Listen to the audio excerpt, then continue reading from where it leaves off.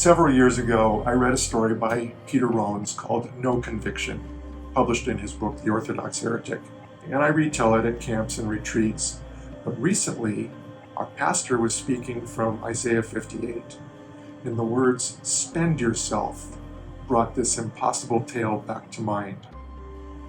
So here now, with my thanks and apologies to Peter Rollins, is my retelling of No Conviction. I call it Test Case, and like No Conviction, the setting is a distant future in a distant land. In this tall tale, practicing any religion outside of strictly enforced government standards is now illegal. It didn't happen overnight, and many could see it coming. It began with the whittling away of guaranteed rights.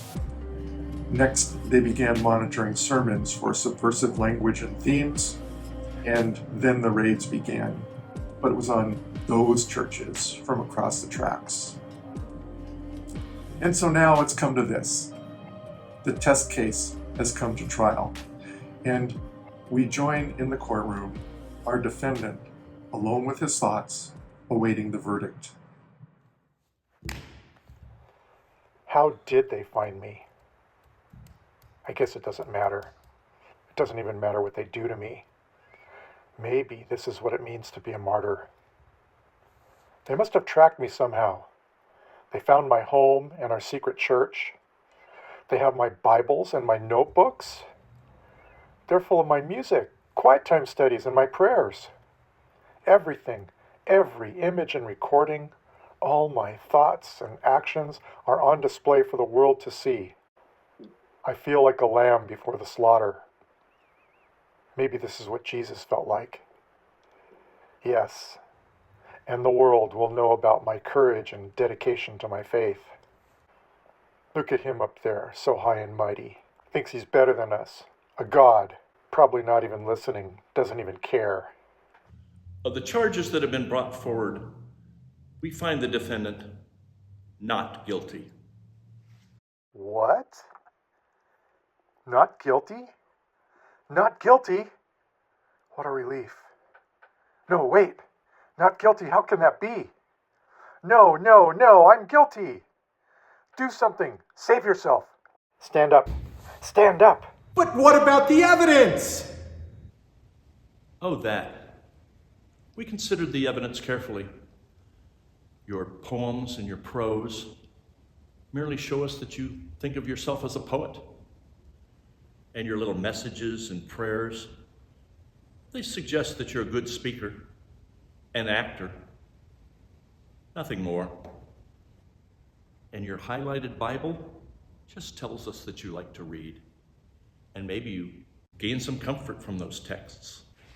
The evidence also demonstrates that you're quick to blame others for their own plight and misfortune, and that you tighten the yoke on your own employees rather than pay them a livable wage, and that you ran right past people that were hopeless and in need just so you could huddle safely in your hidden church.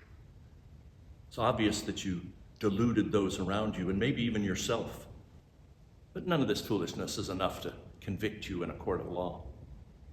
This is crazy. Doesn't he care about the evidence? Be bold. Stand up again. But this is madness! It seems that there's no evidence that would convince you. Not so. This court is indifferent to your church attendance. We're not concerned with your words and your music. In fact, we encourage you to continue to point fingers while painting harmless images of love with your words and your songs. And by all means, continue to carry on with your tearful and fervent prayers. But until you actually begin to take your sacred texts seriously enough to die to yourself, to spend yourself in service to humankind, to live sacrificially, and to challenge our system, just as Jesus and his followers did theirs, until you actually do something real, then you, my friend, are no enemy of ours. Go in peace, my friend. Wait!